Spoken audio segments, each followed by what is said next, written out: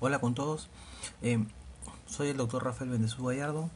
El tema de la presente exposición es acerca de patología benigna de mama y cáncer de mama.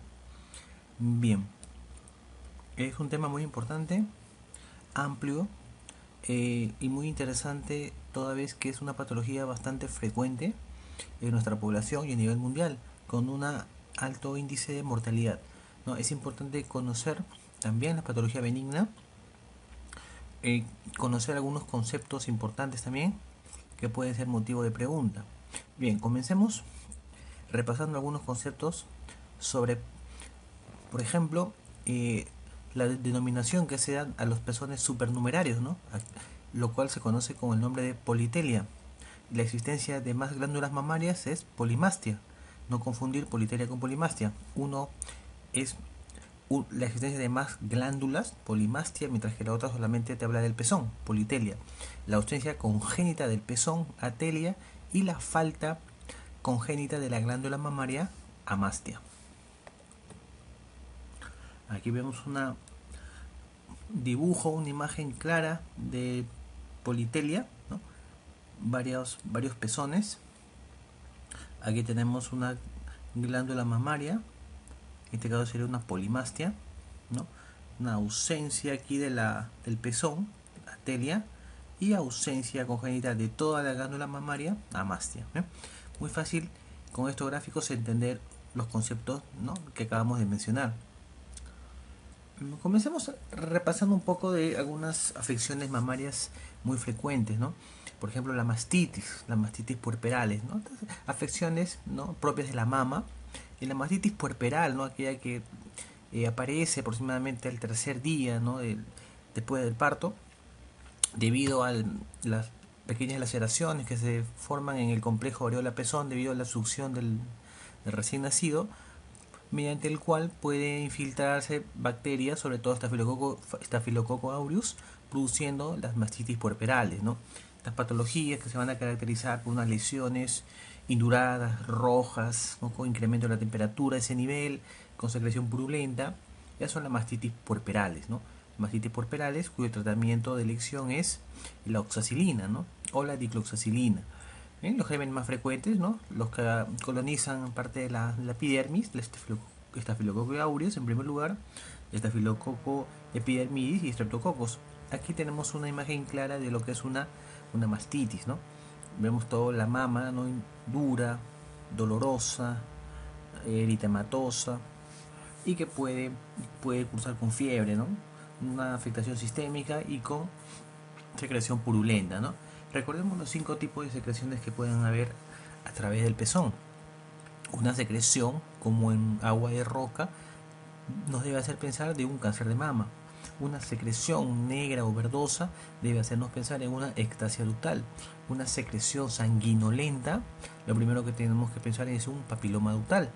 Una secreción purulenta nos debe hacer pensar en una mastitis.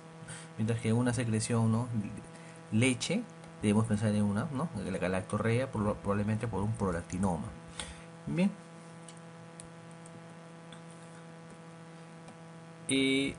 cuando hablamos de patologías de la mama, para fines de examen siempre es bueno recordar cuáles son las afecciones más frecuentes. Y debemos tener claro que la más frecuente de todas es la patología benigna, la enfermedad fibroquística, ¿no? La enfermedad fibroquística, cuya sintomatología más frecuente es la mastodinia, ¿no?, que es dolor mamario cíclico asociado al ciclo menstrual. En segundo lugar tenemos el carcinoma de mama, y en tercer lugar el fibroadenoma, ¿no?, que es también la tumoración benigna más frecuente de la mama. Como les mencionaba, ¿no?, la enfermedad fibroquística es la patología a nivel general más frecuente que se presenta en la mama, ¿no? Frecuente encontrarlo en mujeres, ¿no?, en edad fértil, ¿no?, que están con bastante influencia hormonal. Suele desaparecer con la menopausia, ¿no?, y los anticonceptivos orales tienden a disminuir toda patología benigna de mama, ¿no? Eso recuérdenlo muy bien. El principal síntoma es la mastodinia, ¿no? El principal síntoma, dolor asociado al ciclo menstrual. Va a haber hipersensibilidad mamaria, ¿no?, y se puede encontrar nódulos, quistes localizados no en una o en las dos mamas. La enfermedad fibroquística tiene un riesgo relativo también a padecer cáncer, ¿no? sobre todo en el tipo histológico de una hiperplasia ductal atípica, ¿no? Y en la hiperplasia lobular atípica se incrementa el riesgo de un cáncer de mama. El diagnóstico básicamente es la clínica, ¿no? La clínica, la ecografía, la mamografía también nos puede ayudar. Recuerden, mamografía en mujeres mayores de 35 años, ecografía en mujeres jóvenes, ¿no? Por la densidad mamaria, en las cuales se va a poder visualizar mejor las lesiones en el estroma mamario con una ecografía. Y el estudio microscópico también es importante, ¿no? Los tumores benignos. El tumor benigno más frecuente en la mama es el fibroadenoma, ¿ok? No se olviden, el fibroadenoma es la tumoración más frecuente. Recordar, mujer joven, 20 años, un tumor en la mama, de bordes regulares, móvil, no doloroso, que no compromete planos profundos. Primera opción que debemos pensar es en un fibroadenoma, ¿no? Sobre todo si en la ecografía nos va a evidenciar, ¿no?, un tumor regular, no especulado, ¿no? Tenemos que pensar en un fibroadenoma, ¿no? El tumor filoides también es un tumor benigno, los quistes, los papilomas, la ectasia de conductos terminales, ¿no? Esas son patologías benignas de mama. Y entre las malignas tenemos el carcinoma y el sarcoma de mama. Los tumores de mama constituyen aproximadamente el 20% de toda la patología mamaria.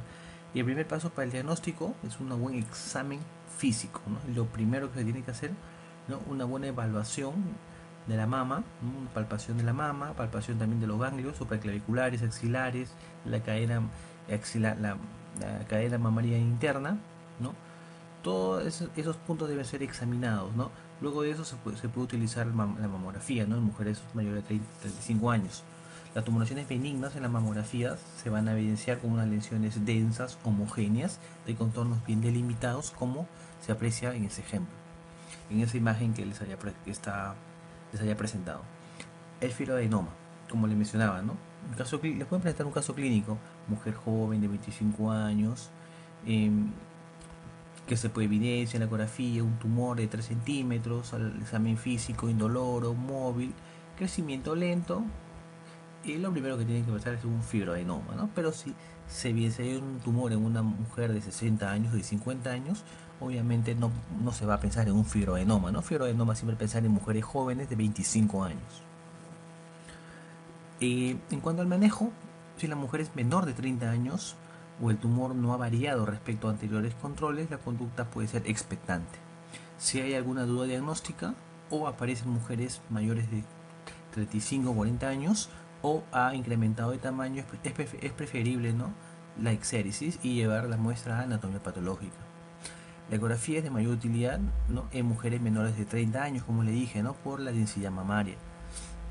Se va a presentar el fibroadenoma como un nódulo ecogénico de estructura interna homogénea, límites bien definidos, ¿no? Se debe realizar una punción con aguja fina, ¿no?, ante todo fibroadenoma. Recuerden, cada vez que les hablen de un tumor homogéneo, de límites bien definidos, siempre pensar en un tumor benigno.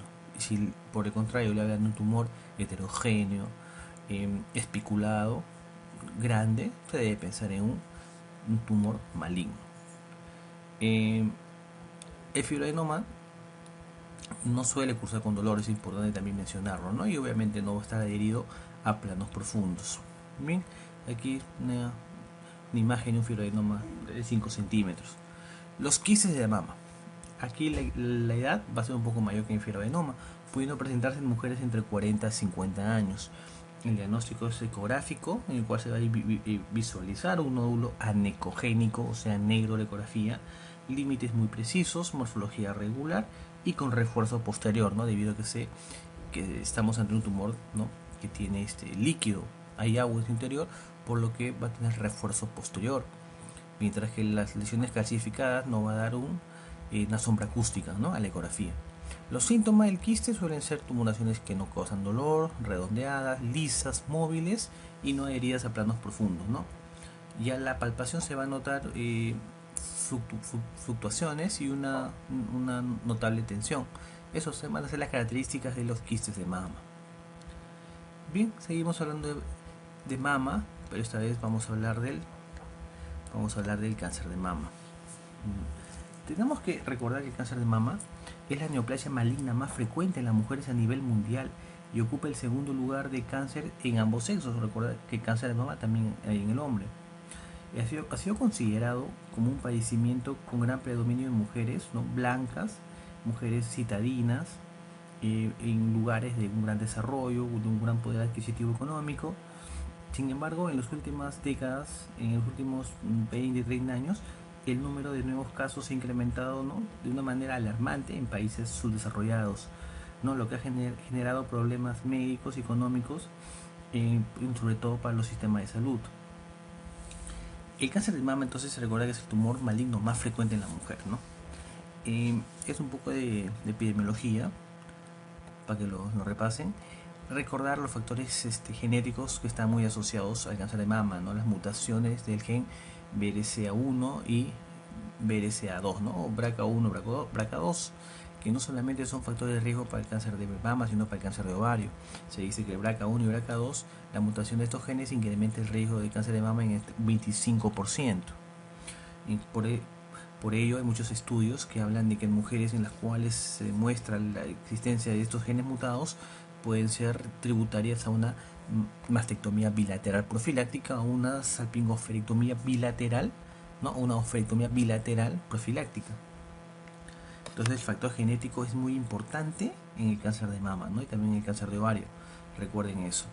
Los factores de riesgo para el cáncer de mama: menarquía precoz, menopausia tardía. Mientras mayor influencia, mayor tiempo la mujer esté bajo la influencia hormonal del estrógeno, va a ser mayor la probabilidad de que tenga cáncer de mama, al igual que el cáncer de endometrio.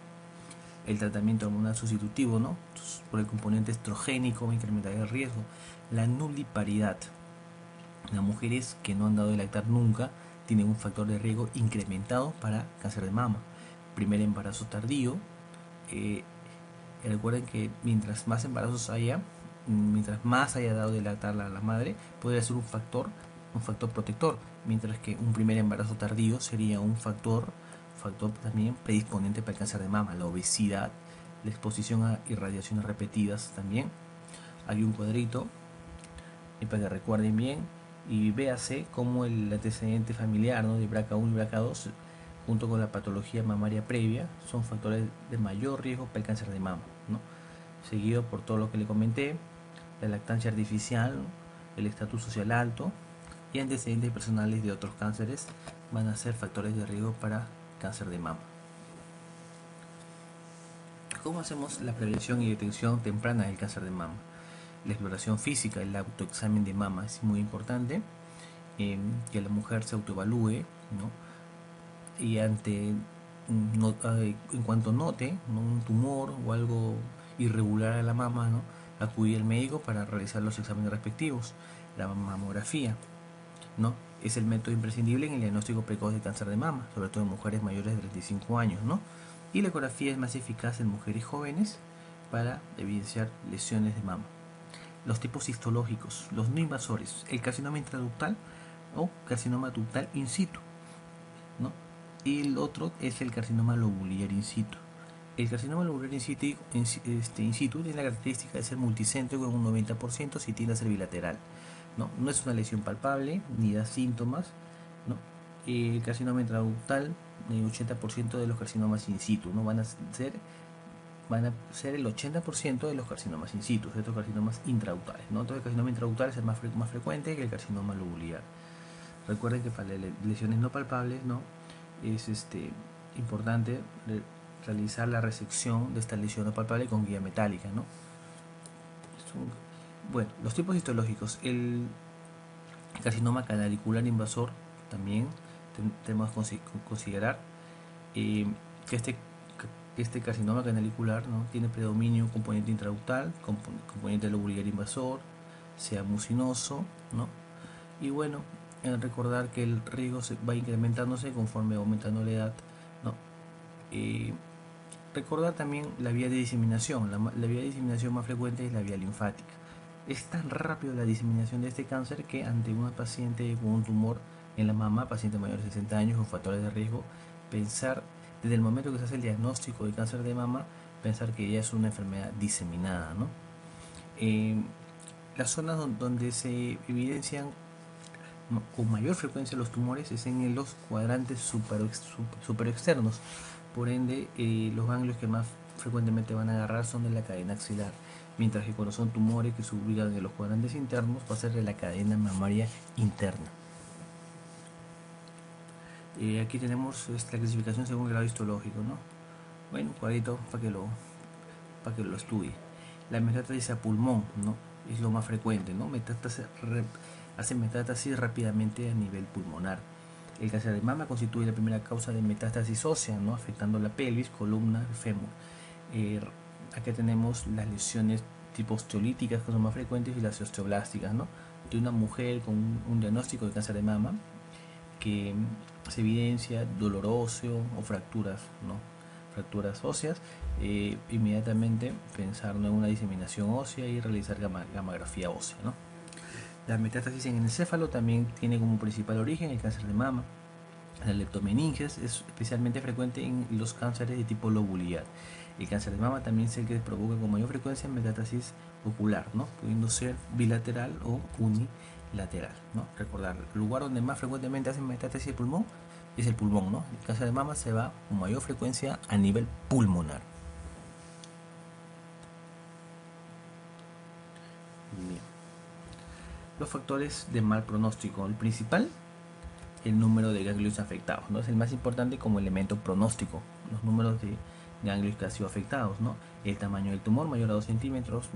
La edad, mientras mayor sea la paciente, mayor es el pronóstico malo, ¿no?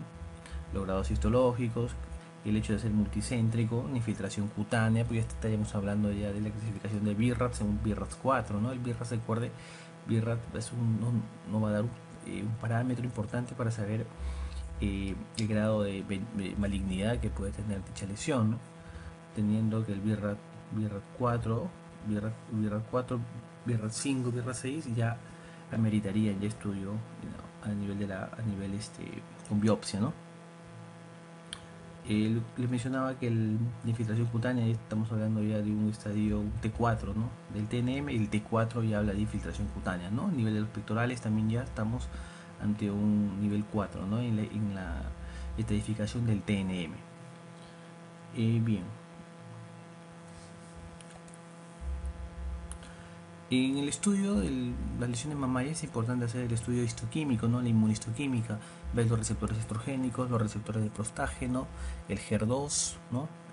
El Ki-65, es muy importante, ¿no? Que la inmunistoquímica tenga sus resultados, ¿no? Porque va a predecir si va a haber una respuesta o no ante una terapia hormonal que se le puede implantar a la paciente, ¿no? Bien, el tratamiento. Aquí vemos una incisión de Stuart, ¿no? Es frecuente, la más frecuente incisión que se hace cuando se hacen las mastectomías radicales, ¿no? Tipo Madden. También tenemos las incisiones de Halsted, ¿no? Bien. El tratamiento. El tratamiento quirúrgico, ¿no? El tratamiento quirúrgico no es el tratamiento inicial que se debe plantear en una paciente. El tratamiento conservador se puede dar en estadios, ¿no? 0, 1 y 2A, cuando el tumor es menor a 5 centímetros o cuando no hay afectación ganglionar, ¿no? O un estadio N1.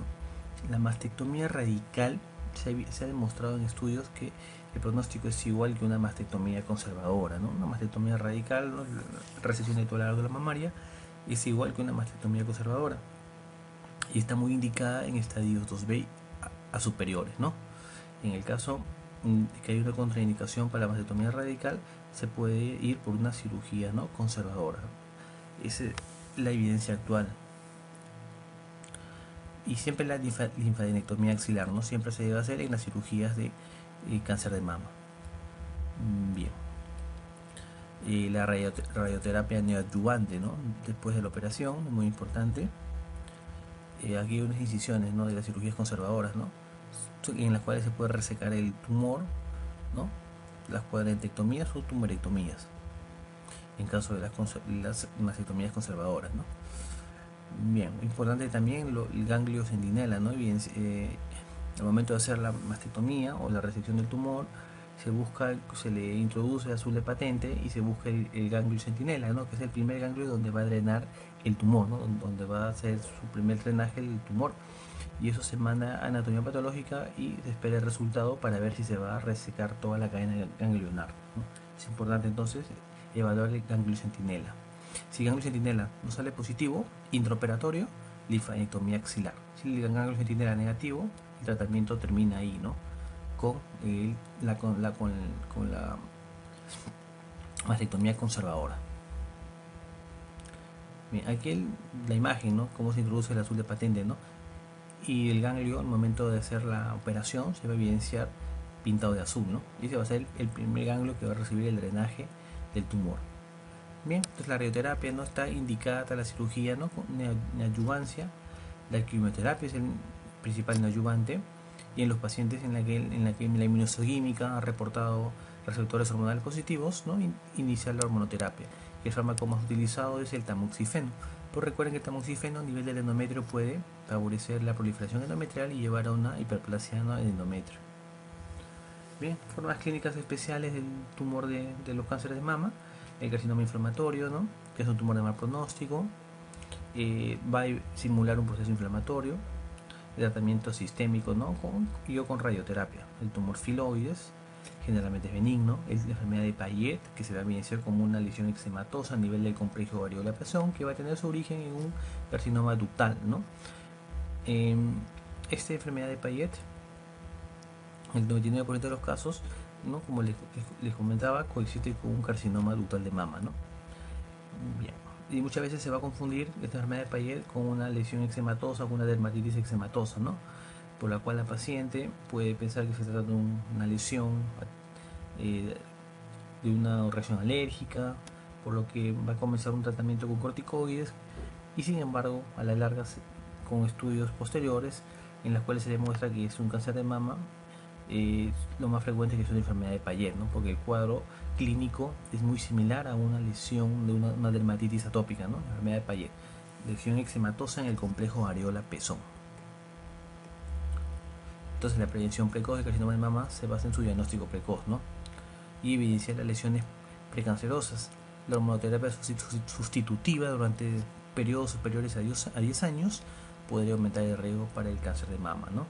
Y la lactancia natural es muy importante, ¿no? Tanto para el recién nacido como para la madre, como un factor protector contra el cáncer de mama. Bien, comencemos las preguntas. ¿Cuáles no son factores de riesgo para el cáncer de mama? Antecedentes de haber recibido radioterapia es un factor de riesgo importantísimo. Diagnóstico anatomopatológico de displasia de mama o hiperplasia atípica, todo lo que es atípico es factor de riesgo. Hábitos nocivos como ingesta de grasa y café, muy demostrado, ¿no? La obesidad también demostrado como factor de riesgo. Menarquia después de los 16 y menopausia antes de los 70. Esta paciente va a tener menor tiempo de exposición al estrógeno, por lo tanto, esto no es un factor de riesgo, ¿verdad? Primera gestación después de los 30 años o nuligesta, dijimos que sí, ¿no? Va a ser factor de riesgo. Mientras que las mujeres que dan de lactar o tienen más hijos, no va a ser un factor de riesgo para el cáncer de mama. En el puerperio, la aparición de una tumoración con signo de flebosis en la mama, pensar en una mastitis puerperal, ¿no? Bacterias más frecuentes, Staphylococcus aureus, tratamiento la oxacilina. Las lesiones malignas de la mama están localizadas más frecuentemente en cuadrante superexterno, ¿no? Que agarra los ganglios de la cadena axilar. El método de detección temprana para cáncer de mama usado como screening en mujeres mayores de 35 años es mejor la mamografía, ¿no? Mientras que en mujeres jóvenes la ecografía es mucho mejor. Bien.